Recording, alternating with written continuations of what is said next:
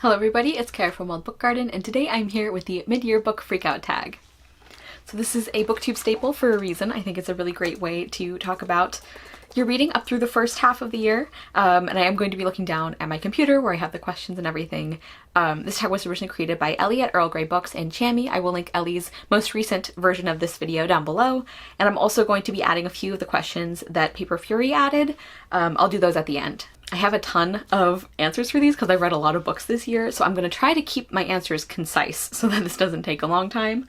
But we're starting off with the best book you've read so far in 2022, and I have so many, so I just picked a few of them. For nonfiction, I have several. Hidden Mercy by Michael J. O'Loughlin, AIDS, Catholics, and the Untold Stories of Compassion in the Face of Fear. I just read this in June and I thought it was fantastic. It was really just compellingly written. I think it looks with such nuance at these issues. It's obviously very difficult to read, but I think it is so important and so well done. And I think it's a really great example. Like it doesn't excuse the official response from the church hierarchy during the AIDS and HIV crisis, but it also shows how throughout history, you can't just be like, oh, well, no one knew any better. It's like there have always been people who knew better, and I feel like this book did a great job of showing that. Also, Go Back to Where You Came From and Other Helpful Recommendations on How to Become American by Wajahat Ali. This is a memoir and it's just so good. It's so smart, it's so hilarious. I actually laughed out loud while reading this, which you guys know doesn't happen for me very often with books. Wajahat Ali talks a lot about his growing up as the child of South Asian immigrants. He talks about being Muslim, especially around the time of 9/11, and what it was like after that. I just really admire him as a person. I love the way he writes, and I thought this was fantastic. Another nonfiction is a graphic novel that is They Called Us Enemy by George Takei. This is another one I just recently read, and it's as brilliant as everyone said. You don't really need me adding praise to this because I know a lot of people thought it was brilliant, but absolutely loved it. Just Mercy by Bryan Stevenson, a story of justice and redemption. I think this is such an incredibly important book. No matter how you feel about capital punishment and the death penalty, I think you could get something out of this book. Just so incredible. Thank you so much, Katie, for gifting this to me and for finally being the impetus to read this, because I've been meaning to get to it for ages, but I finally did, and it was incredible. I feel like I'm going to keep using the same adjectives for these, so I'm sorry, you guys. I'm Afraid of Men by Vivek Shraya. This is a very short essay by a trans woman talking about her experience of masculinity and misogyny as well. It's hard to explain everything that this essay covers, even though it is so short and concise and punchy, but I also love this. You'll hear more about it in my wrap-up, but thank you so much to my friend Kier from Kier the Scrivener who gifted this to me. Obviously I loved it. And then I did include a few fiction picks as well.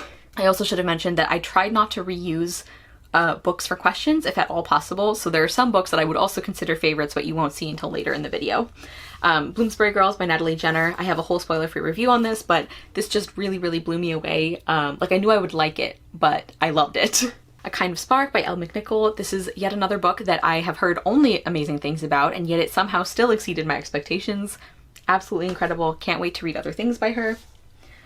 And also Firekeepers Daughter by Angeline Bully. Also in the category of never heard a bad thing about this and yet it exceeded my expectations. Just absolutely incredible. Truly one of the best written books I have ever read. Okay, so down with question one.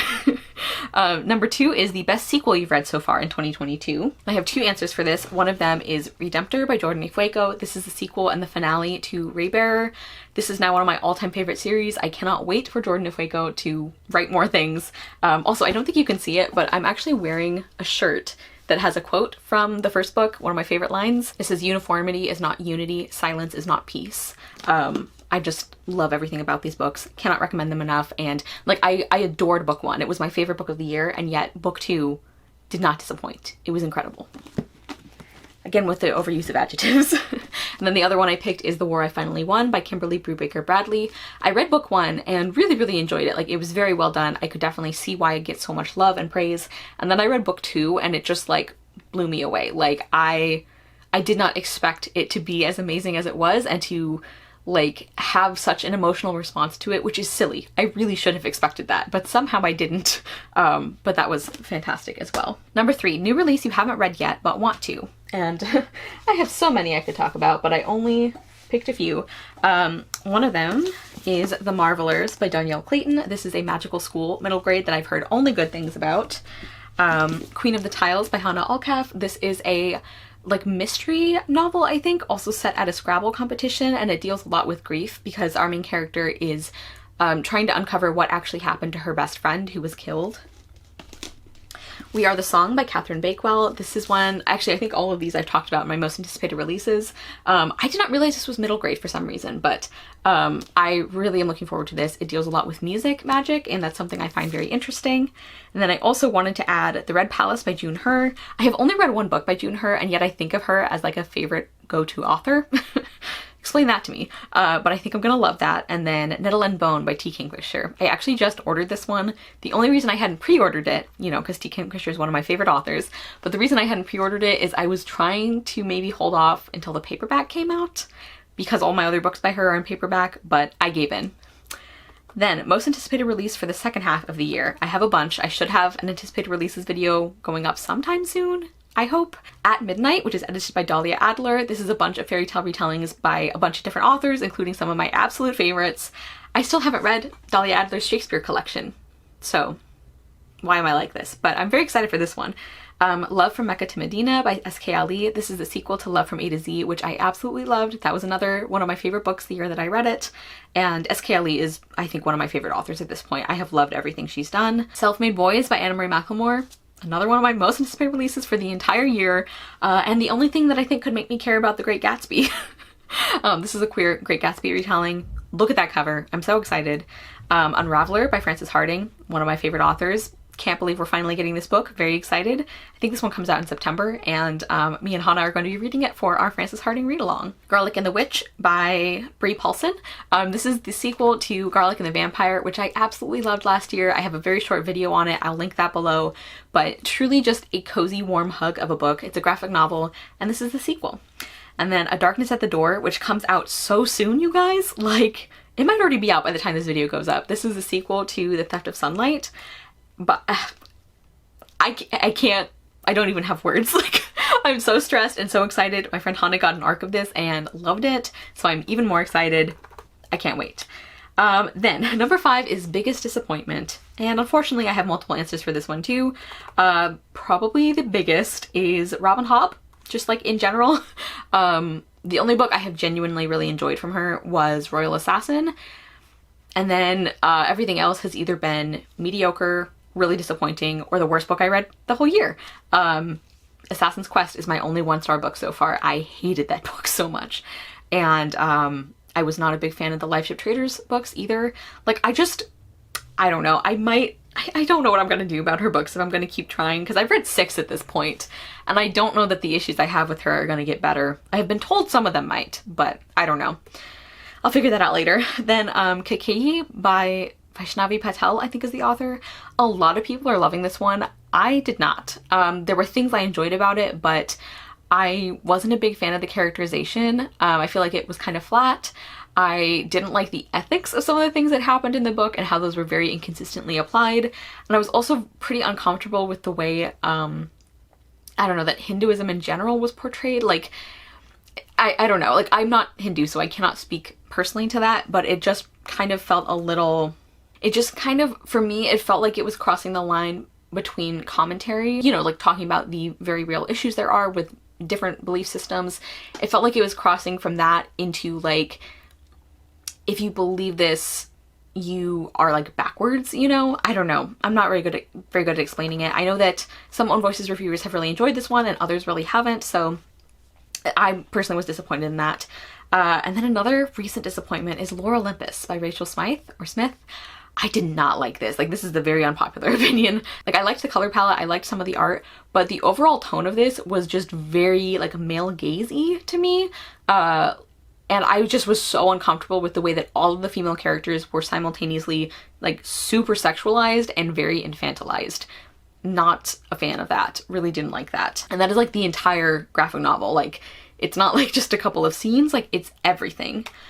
Okay, and then a happier question is number 6, Biggest Surprise, and I have several. One of them is Dreamer's Pool by Juliet Marillier. This is the first book in the Blackthorn and Grimm series.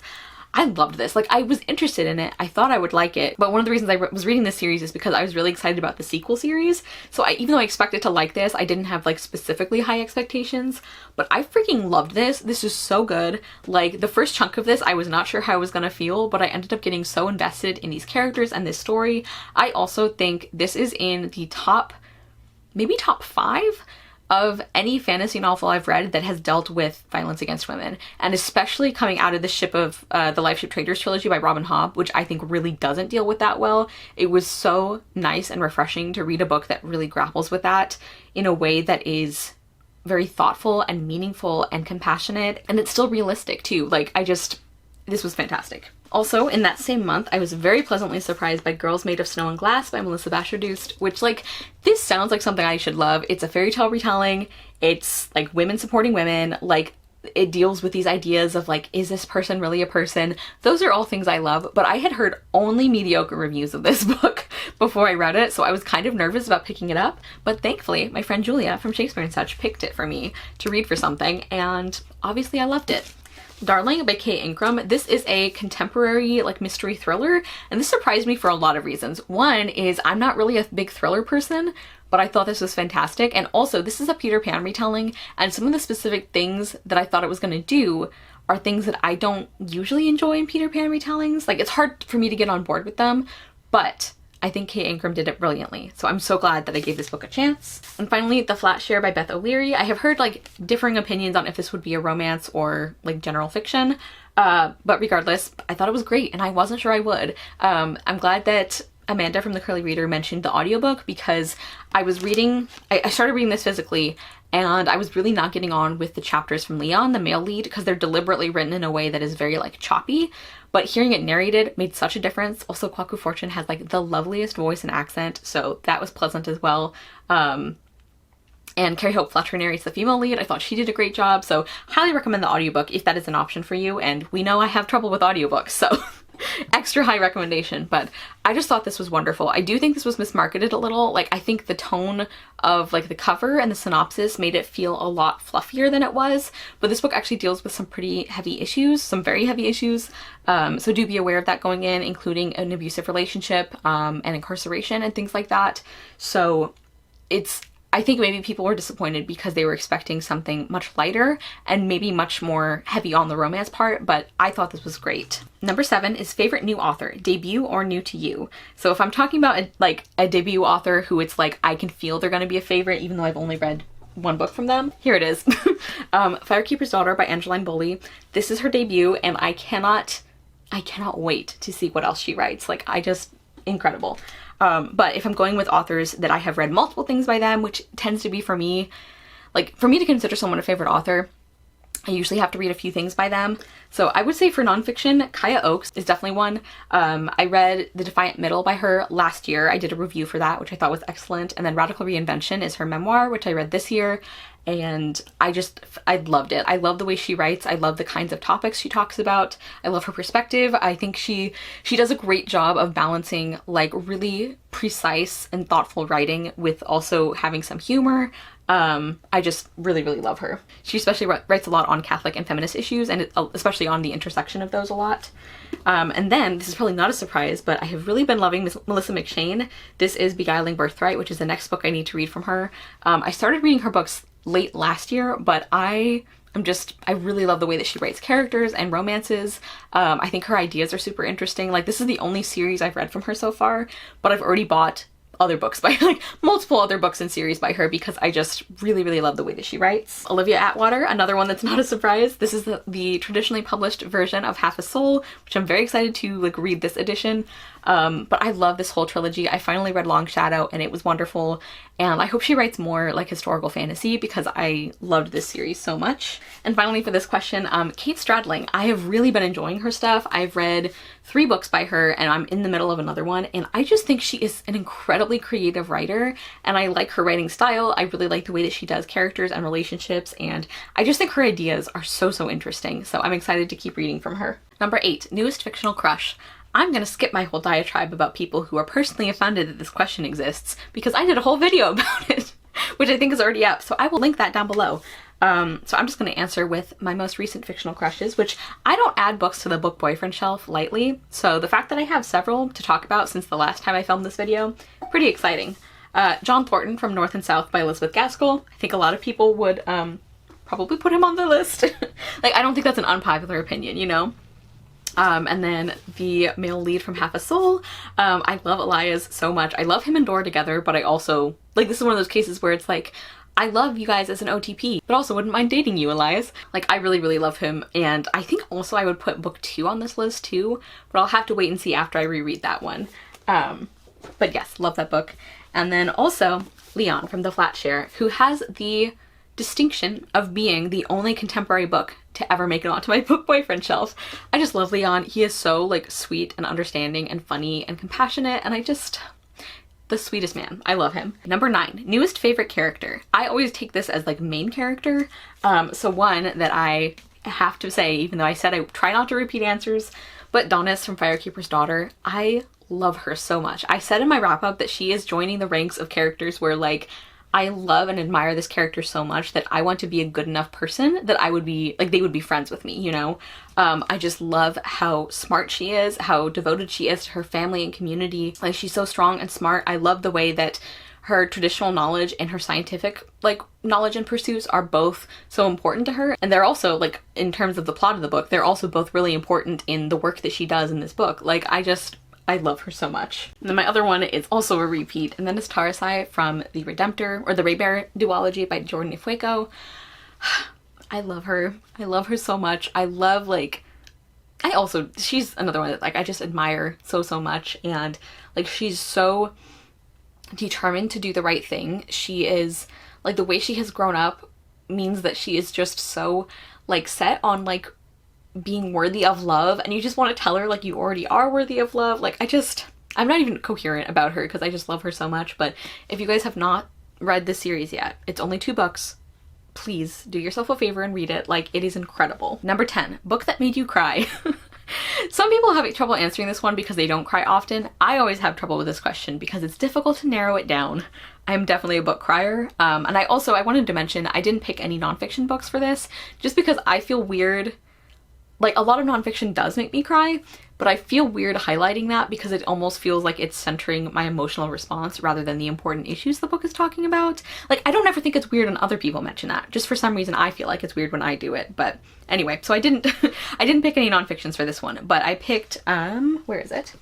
The Guernsey Literary and Potato Peel Pie Society by Mary Ann Schaefer and Annie Barrows. I am so glad I finally read this. I still need to watch the movie, but, yeah, this is an epistolary novel that is so warm and funny and clever, but also deeply personal and emotional. Like, personal in the sense that, like, these characters feel like real people. Like, you get so attached to them.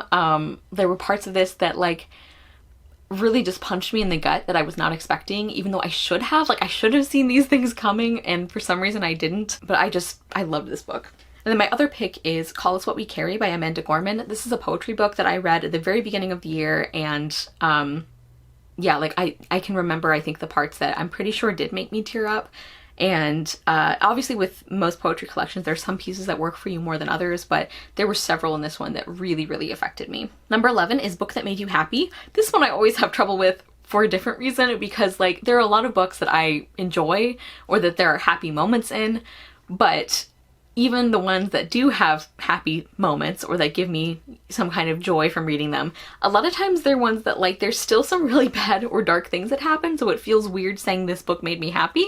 But I actually do have some answers here, even though at least one of them still has some bad stuff in it. But one of them is the Tea and Sympathetic Magic series by Tansy Rayner Roberts. This is a series of tiny, tiny little novellas that is just so quirky and fun and romantic and cozy, and this series just really, I found it when I needed to this year. Then I also wanted to mention The Stepsister and the Slipper by Nina Claire. This is a book in the Villains Ever After series, and it's one of my favorites so far. I just really loved this. It also has, like, some specific favorite tropes for me, and it just, like, was very, like, romantic and funny, and again, just kind of what I needed at the time. And then the one that, like, there are still some dark parts in it, but overall I would say this book really did make me happy, is A Single Thread of Moonlight by Laura Wood. It looks really long, but it's not. I love this. I love the characters and the romance. This book also made me happy because, well, it had several of my favorite romance tropes in it, which I didn't know to expect, but also it made me so happy because I really loved Sky Painted Gold by Laura Wood, and then I really, really didn't like Under a Dancing Star by her, and so I was nervous that I wasn't gonna enjoy this one as much as I thought I would, but I loved it. This is a really interesting take on the Cinderella story, and yeah, just really, really love this book. Number 12 is Most Beautiful Book You've Bought So Far This Year or Received. And I'm gonna go, like, I have a lot that I could have picked from, so I stopped myself at 2, but one of them, I don't have it with me, A River Enchanted by Rebecca Ross. I think the UK cover is gorgeous. I know that opinion is divided. I really, really don't like the US cover. I think this one is so much prettier. And then I also wanted to mention Pride and Premeditation by Tirza Price. I had kind of mixed feelings on this book, but I do think this is a beautiful cover design, and I love the colors and everything, and like the stitchery kind of thing. Number 13, what books do you need to read by the end of the year? So I have a few here that like I would like to read by the end of the year.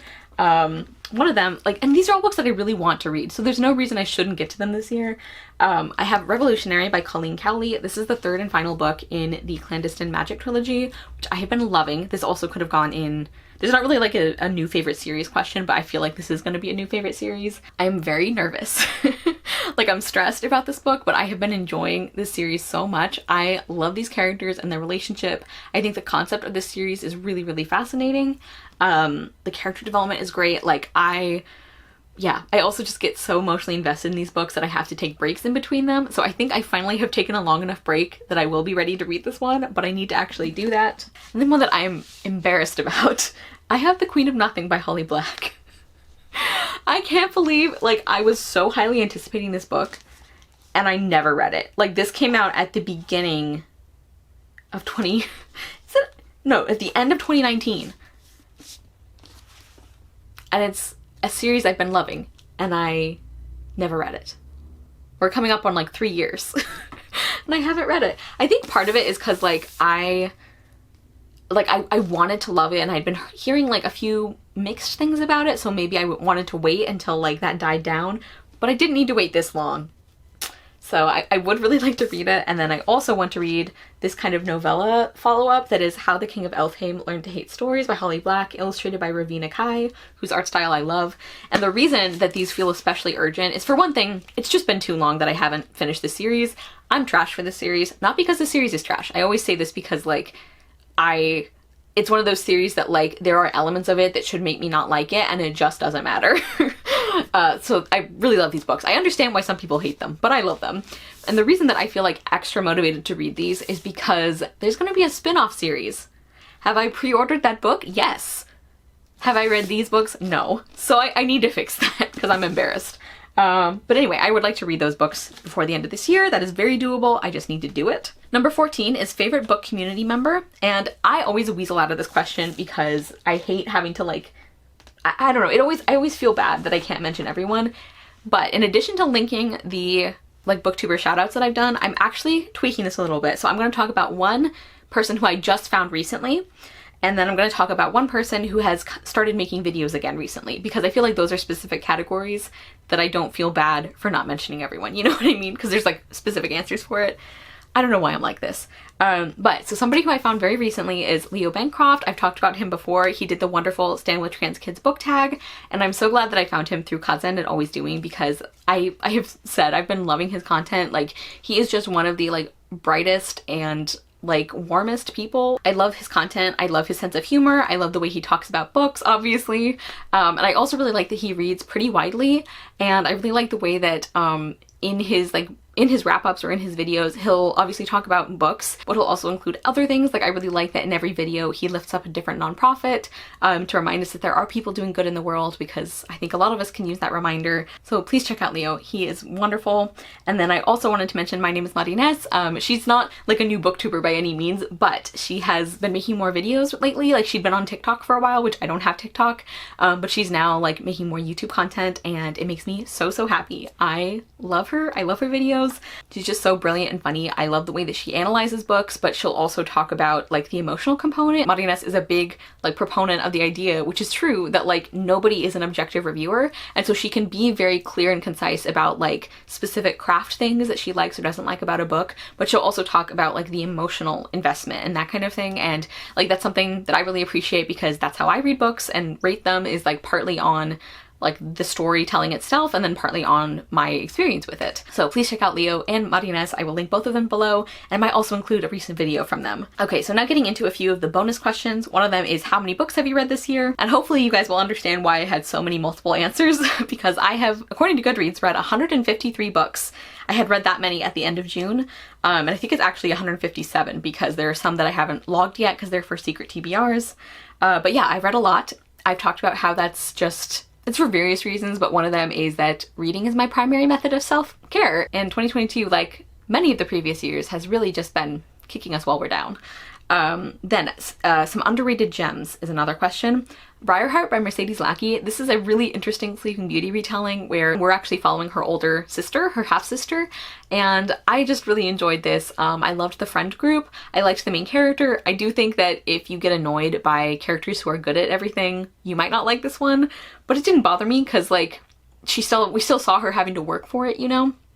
And then I also loved Not Here to Be Liked by Michelle Kwok. I have talked about this book many times already, but this is like such a brilliant feminist contemporary, and I feel like it did an amazing job of talking about the issues and then also doing all this character and relationship building in a way that didn't undermine the issues. Tosh Hearts Tolstoy by, oh, I actually have this one to show you. Tosh Hearts Tolstoy by Catherine Ormsby. This is a contemporary about a girl who is asexual, and her friends do this online like modern adaptation of Anna Karenina, and one day their show really blows up because a big YouTuber shouted them out, and so it's about her like dealing with that newfound kind of fame.